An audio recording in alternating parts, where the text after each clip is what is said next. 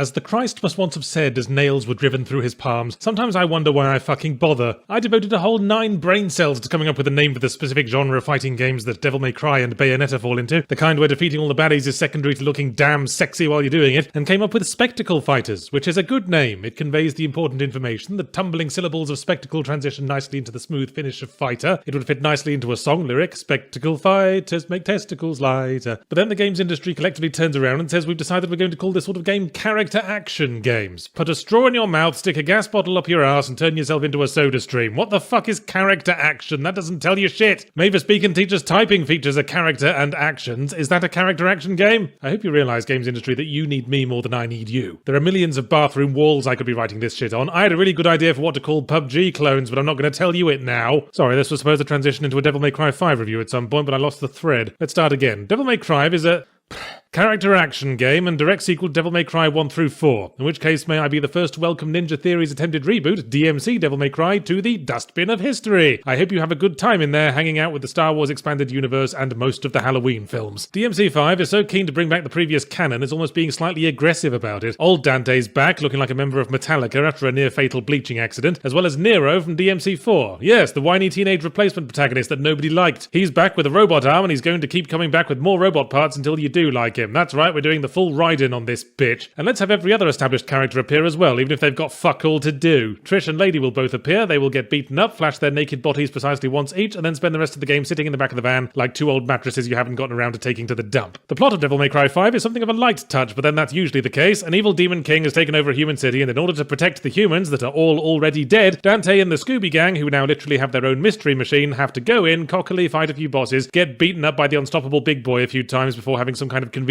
revelation along the lines of I will do whatever it takes to protect my luscious hairdo and turning into a demon or something. The only real curveball of the plot is the third playable character, V, who looks like Adam Driver auditioning for his high school production of A Christmas Carol. More importantly, when you start your first game and are asked to pick human or Devil Hunter difficulty, I'd advise taking Devil Hunter. Only 2 difficulty settings is a tricky moment for me, a dedicated medium man. You don't want to get stuck with something too hard when you've got deadlines, so I went for human. I mean, it seemed like the sort of thing you'd call a medium-y, average-y setting. If there were an insultingly easy mode for ickle babies, they'd have called it toddler or Frenchman. So I played human and proceeded to S-rank every level against enemies who couldn't knock down my health bar so much as shave it, which was a tad disappointing. I mean, not playing DMC for the challenge is like going to an Indian restaurant and ordering nothing but naan breads and raita. The challenge and stylish combat are the selling points, and of course those two go together. The combat wouldn't feel as stylish if there wasn't the possibility of buggering it right up an unlubricated chimney. You'll be disappointed if you play DMC 5 for the plot. The story really falls apart by the end after all the reveals are revealed and the last few chapters descend into something halfway between Dragon Ball Z and Days of Our Lives. You'll also be disappointed if you're some kind of interior designer bereft of inspiration and are playing it for the scenery, because large chunks of it are just navigating one washed-out ruined corridor after another that only serve to connect the fights rather than enhance them. But the combat at least will give you what you want, especially if what you want is variety. It's still unlocking new weapons and fighting styles right up to the final mission. Frankly, I find that a bit obnoxious when the game throws the mystical nunchucks at me when I still haven't gotten to grips with the Cerberus testicle bowlers and the double-ended salad tongs of Toshwa Hay, to say nothing of when we switch playable characters and have to change to a completely different set of combat controls, which is like suddenly having to learn to wank with the other hand. But I guess you're supposed to keep practicing. That's why it follows the usual DMC tradition of having about 9 million super hard difficulty settings that just keep unlocking and unlocking into the stratosphere. And there's something very traditional about Devil May Cry 5 all over. Like it's more about re-establishing itself after its time in the Ninja Theory wilderness than in breaking any interesting new ground. With the exception of what I hesitate to call the multiplayer, which just confused the fuck out of me. The first I heard about it was after I finished a chapter and the game went, would you like to rate the other player's performance? And I was like, there was another player? Fuck, don't do this to me, DMC. I get quite enough paranoia from infused gummy bears. What it does is, there are several missions that run parallel to other missions that you do later as a different character. And in these cases, the game drops in players who are doing that character's mission to, I don't know, lend authenticity? Harmless enough as gimmicks go, but the problem was when other players were in my game, I don't think I ever saw the fuckers. Each character is kept in separated paths, so you can usually only glimpse them through windows and stuff, and they'd almost always moved on by the time I got there, because I'm a more methodical player who eats too many infused gummy bears. So when they asked me to rate people, I just gave them all a thumbs up whatever. They could have spent the whole mission sitting in the corner telling all the monsters about my erectile dysfunction for all I fucking knew. But who cares? I guess Capcom haven't quite given up on that dubiously consensual drop-in multiplayer shit that ran through Resident Evil 6 like skid marks on a communal towel, but the actual effect is so minimal it hardly seems to have been worth the bother. Capcom seem to be going through a nostalgia trip right now and are doing competent enough work, but while RE2 successfully brought its subject matter up to date, DMC5 feels more like going through the old motions. It delivers if that's what you're into, but be careful, Capcom, you can't forever smell your own farts without getting a bit of poo on your nose.